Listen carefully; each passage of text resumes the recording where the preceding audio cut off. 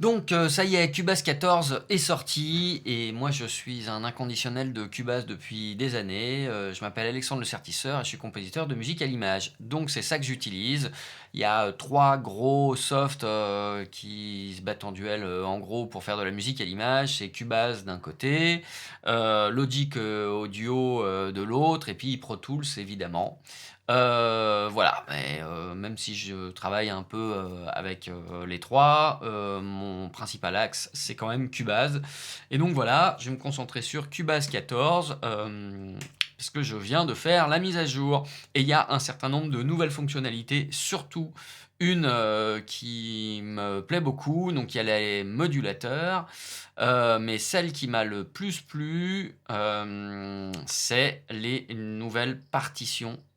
Voilà, ils ont enfin intégré un petit modèle de Dorico dans Cubase. Et ça, c'est quand même génial pour la musique à l'image. Logic Audio le faisait très bien depuis longtemps, enfin en tous les cas pas mal du tout. Maintenant, enfin, il y a ça dans Cubase, et tant mieux parce que ça fait depuis des années que Steinberg a racheté Dorico et l'a fait évoluer, son éditeur de partition, et enfin maintenant c'est intégré dans Cubase, parce que l'ancien éditeur de partition était nul. Mais il y a aussi d'autres choses, comme ça, on peut refaire des courbes de volume, ça c'est très intéressant, et ça se rapproche un petit peu de ce qu'on peut faire dans Pro Tools. Voilà, ils ont été regardés chez la concurrence pour rajouter des petites choses. Voilà, des filtres, là aussi, moi j'utilisais FabFilter avant, mais là, il y a des filtres intégrés directement dans les effets de base, ce qui est plutôt pas mal. Même chose pour les réverbérations. Donc voilà, il y a un nouveau changement de cap pour Cubase qui s'est mis à jour, qui a été aussi voir comment on faisait des boîtes à rythme chez Live par exemple, un petit peu inspiré. Donc voilà, hop, en Cubase 14, tac, me voilà dans mon petit Do. Et maintenant, la première fonction que j'aime beaucoup, c'est justement quand je me mets avec un son d'orchestre.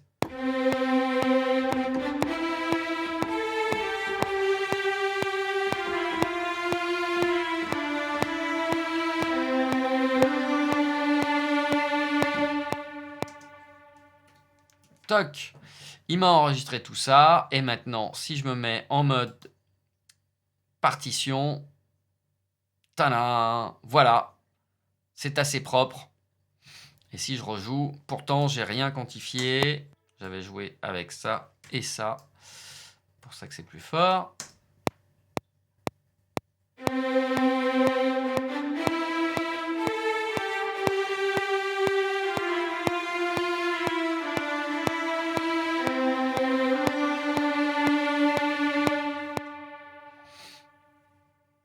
Donc, ici, enregistrement. Je vais me mettre.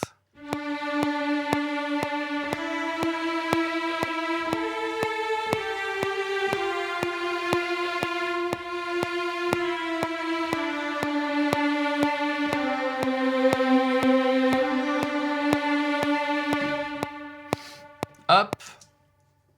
Voilà, donc ça, courbe classique. Hop. Et si je mets en éditeur de partition, paf, et ben voilà. J'ai un punch-in, j'ai toutes mes informations, j'ai mon marqueur. Donc c'est plutôt pas mal. Alors après, comme bien évidemment, j'ai pas quantifié tout. Toc, si je quantifie un petit peu, je me retrouve avec quelque chose de très très lisible. Et ça, c'est quand même formidable par rapport à ce qu'il y avait avant. Et on retrouve les outils de Dorico, ce qui est plutôt pas mal. Alors, où est-ce qu'ils sont? Ils sont là. Non, ça c'est ma visibilité. Éditeur, ça doit être par là. Et voilà, on retrouve les outils de Dorico. La clé, est-ce que je peux renommer Tribble Stuff? Bon, voilà, il faut rentrer un peu dans les détails, mais au moins on a quelque chose qui est lisible, on peut changer la tonalité, enfin bon, toutes les choses qu'on a dans Dorico. Et au moins, on a un éditeur de partition un peu lisible. Ça, c'est super parce que ça manquait vraiment dans Cubase, c'était illisible. Et au moins, maintenant, là, on peut s'en servir un peu pour faire des sketchs, exporter. On peut même l'exporter maintenant, je crois. Exporter en Dorico. Voilà, projet Dorico. Et pouf, directement, on va se retrouver avec un projet qui est compatible Dorico. Ça, c'est très très chouette aussi parce que quand on a besoin d'orchestrer, de faire un réenregistrer après les choses pour sortir de Cubase, avant c'était quand même toute une tannée. Maintenant, ça va être un peu plus propre et un peu plus joli. Voilà pour cette petite parenthèse partition simple. Alors, donc dans toutes les nouveautés de Cubase, il y a par exemple les modulateurs. Alors, on va voir comment ça peut marcher. Ici, j'ai un petit son d'orchestre. Alors, je vais plutôt prendre celui d'ensemble. Ça, je peux faire. Voilà,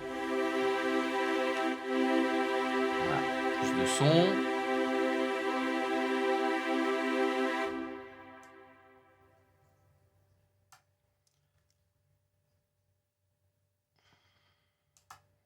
Ok. Et je voudrais ajouter un petit modulateur.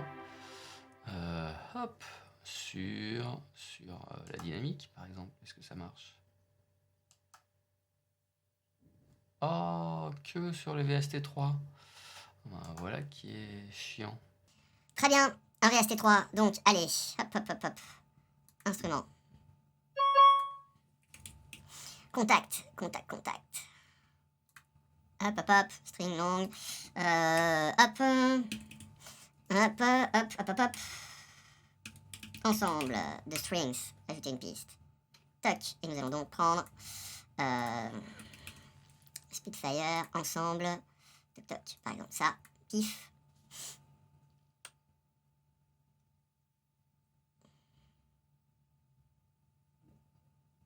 Ok. Un bel accord. Voilà. Ok. Et alors, si je mets un modulateur là-dessus et que je sélectionne comme paramètre dynamique, ah ben voilà. Donc,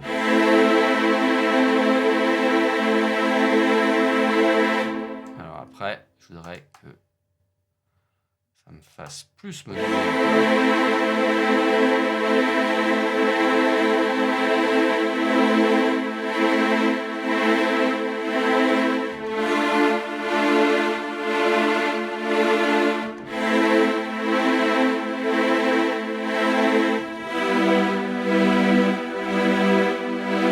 Voilà, en forme sinusoïde, en forme triangulaire, ça donne. Alors, bien évidemment, si je le mets encore plus fort, hop là.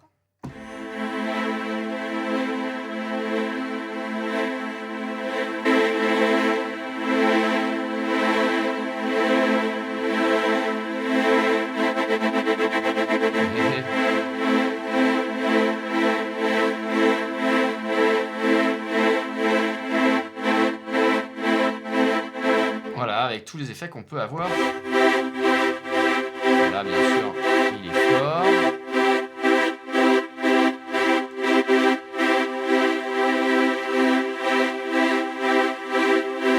Et il est rapide, il est calé à un tempo.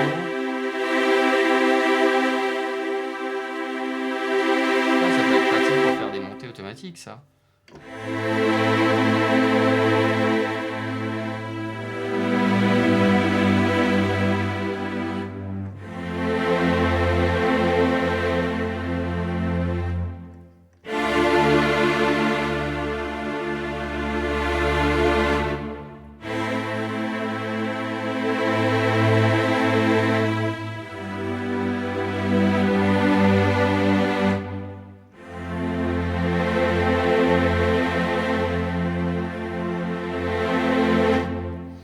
Parfait.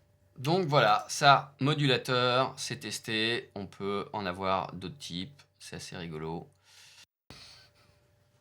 Donc ça y est, maintenant Cubase veut concurrencer des choses comme Machine, où il y avait tout un éditeur et on pouvait programmer des rythmiques sous forme de pattern. Et donc maintenant, ils sortent leur propre outil pour rivaliser avec ça. Donc hop, je vais ajouter une piste, il faut créer une piste élément de batterie. Donc ça, moi, je vais pas me le mettre, je vais me le mettre dans ma stem percussion. Je vais marquer drum. Hop là.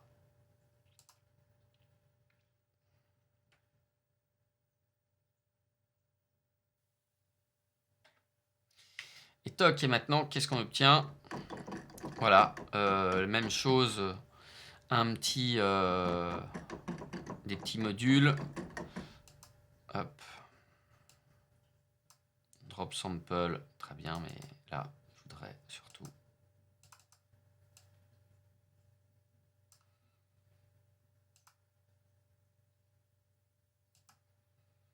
Ah bah voilà, un kick. Ok.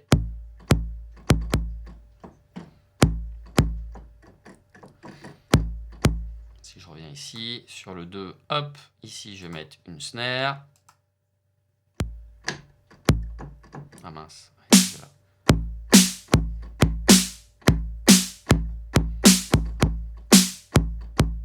Elle est pas assez aiguë.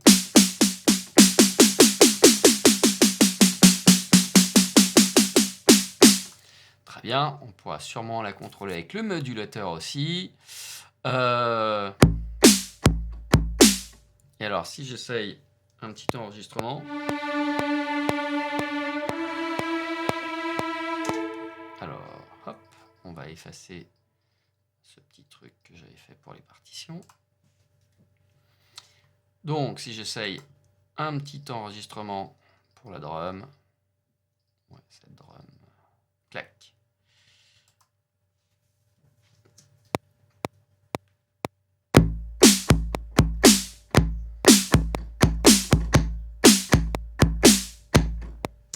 Hop.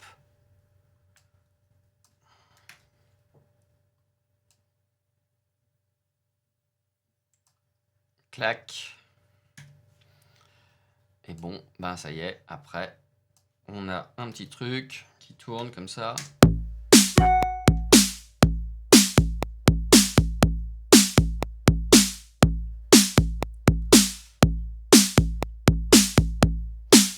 Alors, hop. Alors, hop, un pied, boum. Ici, je vais plutôt le mettre là. Une snare. Et puis ici, c'est où?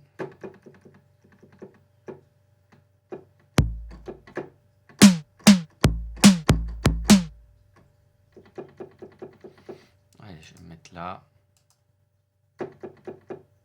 Ah mince, hop, je suis trompé. C'est là.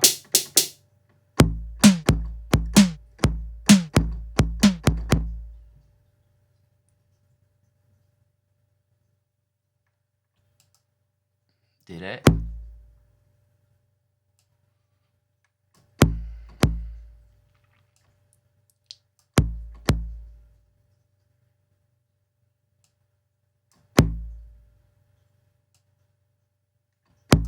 Ah bah voilà, c'est ça. Pour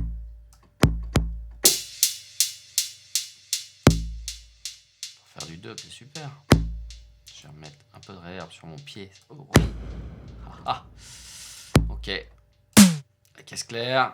Reverb aussi, tiens, paf.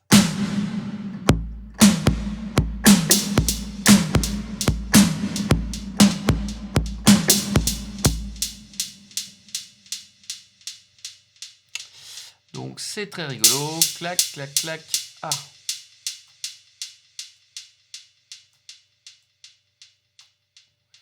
Voilà. Par contre, il faut que je trouve comment on édite ces patterns en... Sur mon test, en fait, il faut que je double-clique pour créer, voilà, un pattern. Hop. Et là, je peux commencer à voir ce que ça va donner. On va essayer pour voir.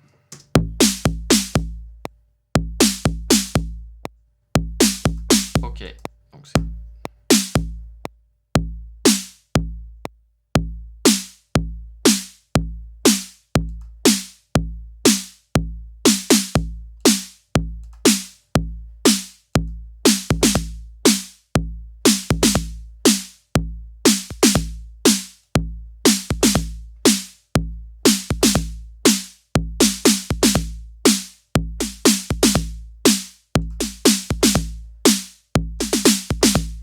Voilà, avec la vélocité qu'on peut contrôler.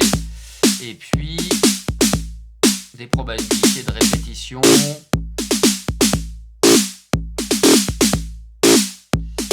Hop, la répétition, des probabilités de jouer cette note ou pas.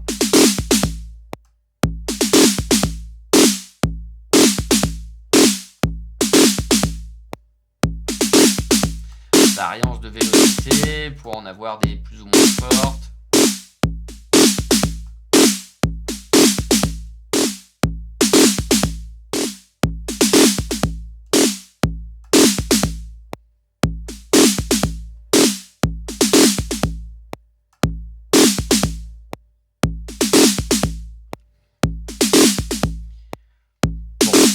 C'est pas mal, même si je n'utilise pas forcément ça tout le temps.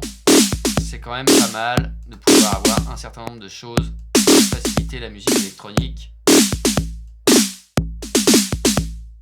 On va mettre faire des flames. C'est très bien. Hop.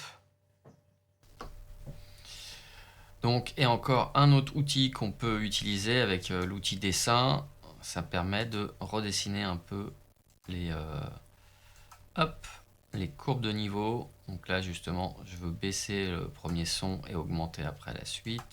Par exemple, je peux faire ça comme ça. Et le graphisme se met à jour automatiquement. Et voilà, je vais augmenter ça. Donc là, quand je réécoute, et ça, c'est indépendant du volume ici de...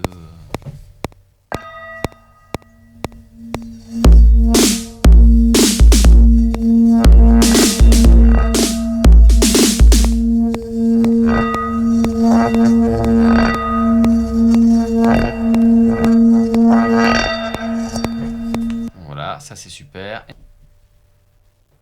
Voilà, et ceci est indépendant de l'automation de volume qui se trouve ici. Clac. Et où là aussi je peux, avec mon fader, dessiner des choses. Et là ça fait bouger mon fader automatique. Hop là, toc toc toc. Donc ça me permet de contrôler plein de choses. C'est plutôt pas mal du tout. Voilà, ça c'est une vraie automation de volume, alors que ça c'est un volume qui est indépendant, qui est sur le clip. Et alors maintenant ils ont revu aussi de l'autre côté l'éditeur de boucles, et là on peut les écouter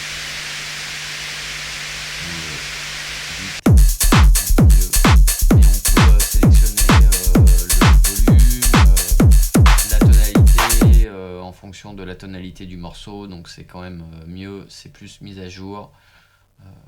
Quand on utilise plus de boucles, ça se met automatiquement au tempo du morceau. On peut les écouter x2, x1, bon voilà. Ils ont amélioré cet outil de pré-échantillonnage, de pré-écoute de toutes leurs boucles et tout ça. Et un dernier petit truc, donc moi j'ai toujours ma table de mixage qui est ici, mais en fait maintenant dans l'édition du bas, ici on a aussi la table de mixage qui se retrouve et qui est complète, où on peut faire aussi exactement ce qu'on veut. Et il y a un autre intérêt, c'est que on peut déplacer enfin des pistes. Hop, alors là c'est peut-être pas forcément le meilleur exemple. Mais si je prends, parce qu'il n'y a que les pistes activées, mais si je prends mes violons qui étaient là, je peux les remettre à un autre endroit. Et voilà, il les a déplacés. Aussi ici, mon Abbey Road violon 1, ils ont dû se retrouver déplacés là-haut. Voilà, il les a mis là. Alors qu'avant, ils étaient vers le haut. Toc, si je fais édition, annuler, déplacer les voix, paf, il revient ici. Donc Donc ça, c'est quand même pratique parce que si je veux déplacer des choses, je peux enfin les mettre à d'autres endroits dans la console et me retrouver à déplacer les pistes comme ça. Voilà, c'est tout pour ce petit tour de Cubase 14. Alors est-ce que ça vaut le coup? Pour moi, oui, parce que c'est vraiment mon logiciel de prédilection et rien que l'évolution des partitions, c'est super. Voilà, ils ont fait plein aussi de petites évolutions cosmétiques.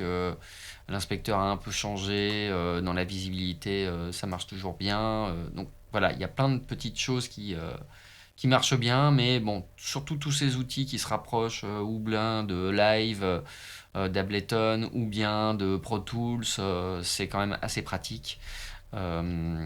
Voilà, donc ça reste un très très bon dos pour moi. Voilà, et c'est toujours cette histoire de visibilité pour faire apparaître les pistes qu'on veut et tout, ça c'est génial dans Cubase. Je peux effacer ou remettre les pistes que je veux. J'ai toujours ces raccourcis clavier qui me permettent de les faire apparaître comme je veux, de les cacher, de faire apparaître que les pistes utilisées. Donc ça, c'est génial. Voilà. Toc. À plus. Je m'appelle Alexandre le Certisseur et je suis compositeur de musique à l'image. Et je fais aussi des formations, si ça t'intéresse, pour aller plus loin, pour apprendre comment on rentre dans le milieu de la musique de film, dans le lien ci-dessous.